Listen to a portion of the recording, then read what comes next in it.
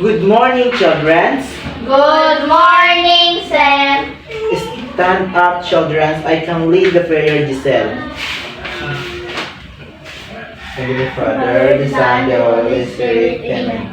Our Father who art in heaven, hallowed be thy name. The kingdom come, that will be done in the earth with us in heaven. Giving us that day our daily bread, or forgiving us our trespasses, as forgiving those who trespass against us. And lead us not into temptation, but deliver us from evil. Amen.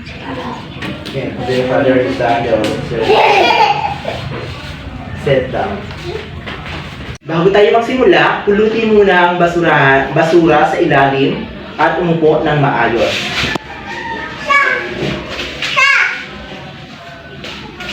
Children, sino absent ngayon? Sam. Very good, children. What is the discussion of last Saturday, Giselle? Assessment of physical activities and fitness levels. Very good, Giselle. How about you, Joy? Physical activities. Yes, very good.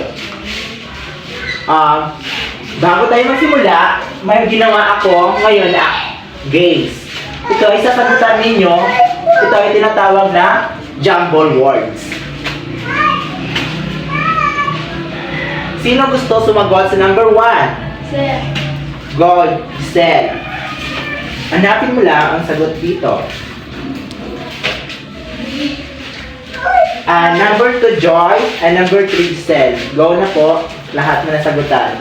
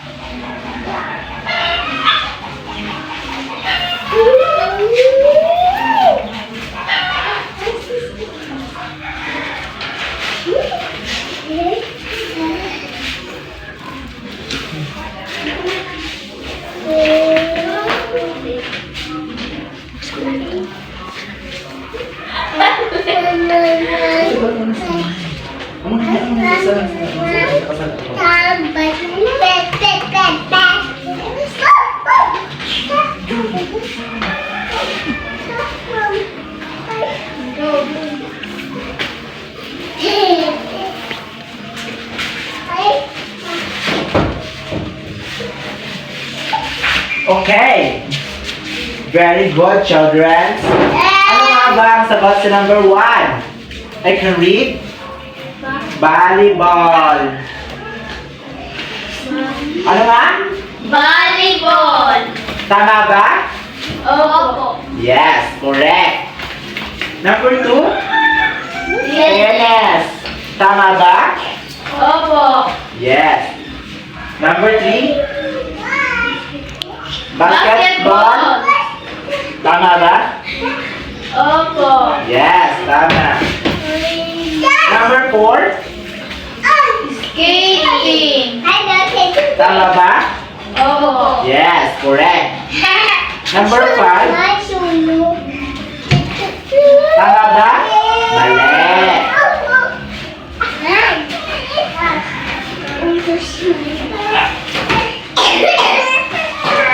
Ang tamang sagot ay baseball.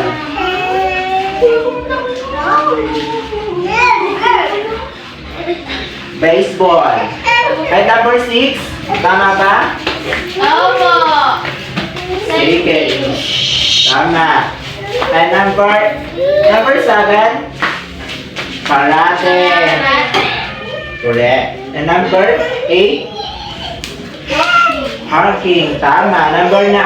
Archer. Archer is correct. Very good mga bata. Bigyan natin ang ating sarili ng apatu. 1, 2, 3, go. Apatu. Ano? Are you ready, children, to discussion today? Yes, sir. Alam niyo na ba ang di-discuss ko ngayon? Hindi pa po, sir. Okay. Ang topic today is about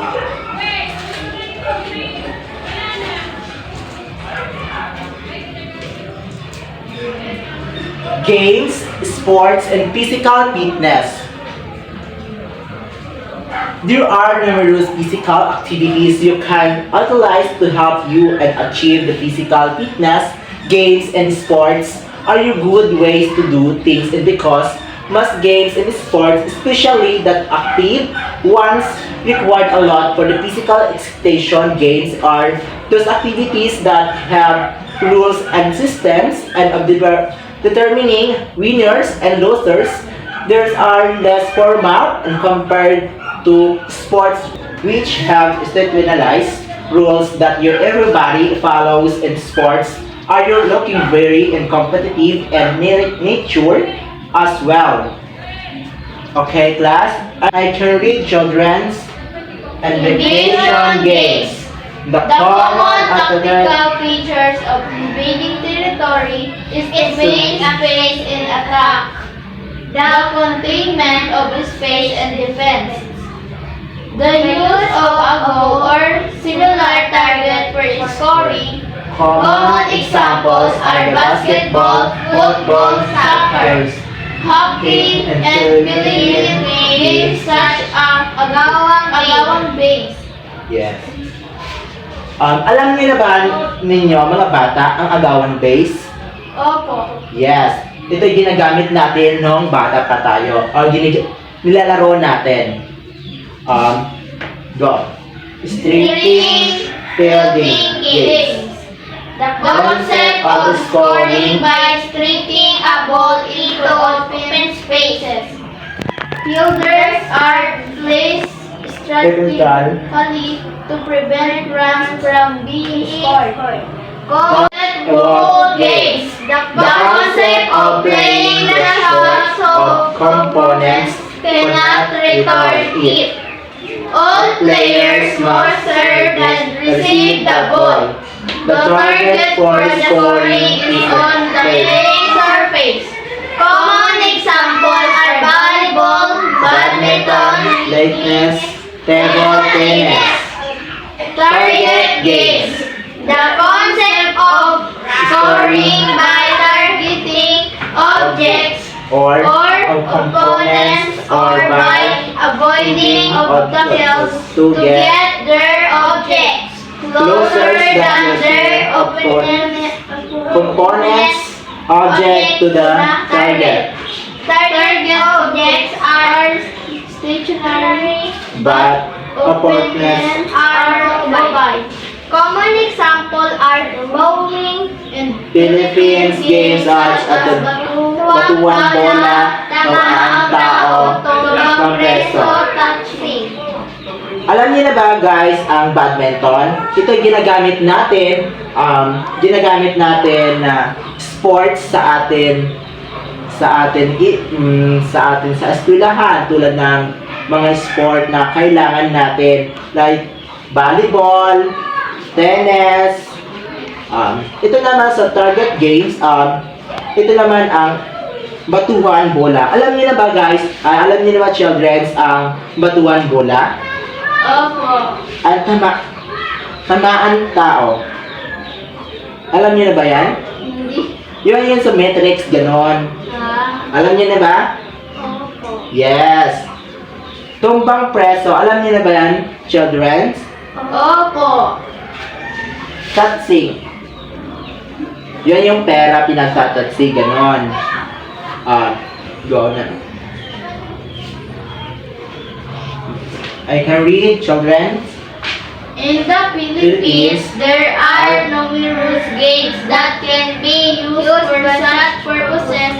Many Filipino games are still being played by Filipino children on the street and school. Okay, very good, children.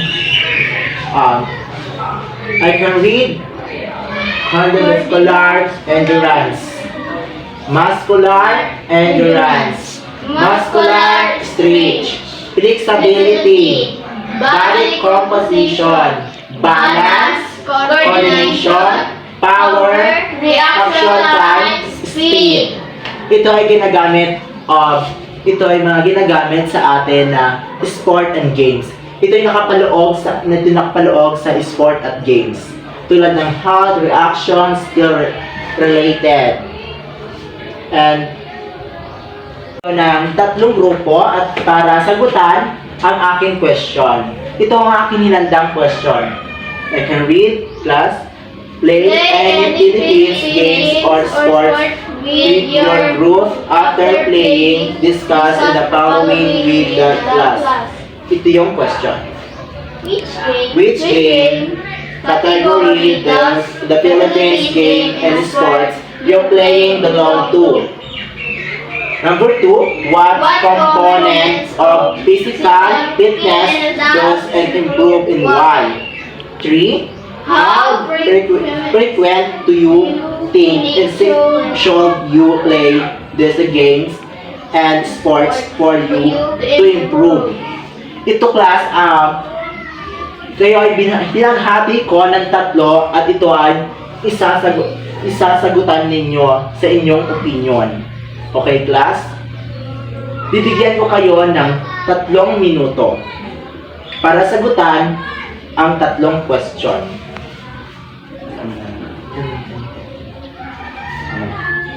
Answer na ito. Ito si papel. Scan mo din. Okay, children. Nasagutan niyo na ba ang 3 tanong ng aking pinaghanda? Opo! Yes, very good.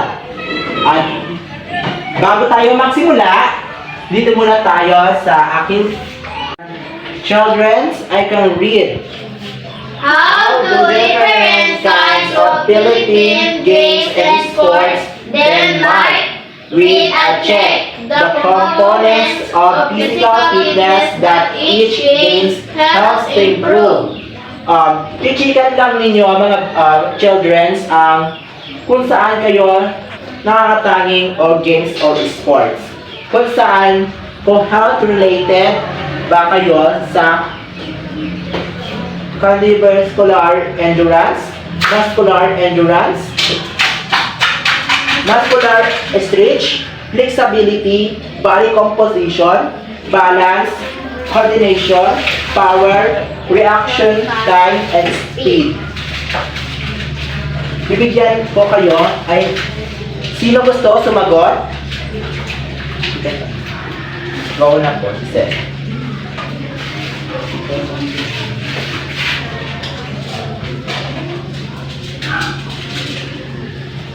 Ikaw naman, Joy.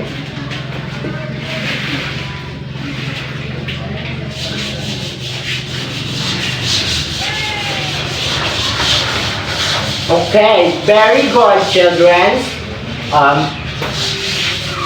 Bago, naunawaan na ba ang aking pinag-discuss? Opo! Abot nga, ano ba ang discussion natin ngayon? Games for physical fitness. Yes, correct, children. About the discussion today is games, sports, and physical fitness. Bago tayo magtatapos sa aking tinalakay, may hinanda ako activity na isagutan ninyo sa bahay ninyo. Isulat ninyo sa inyong papel at ito ang aking assignment. Okay, bata? Naintindihan ba? Opo. Give the 5 of Philippine sports and games. Thank you.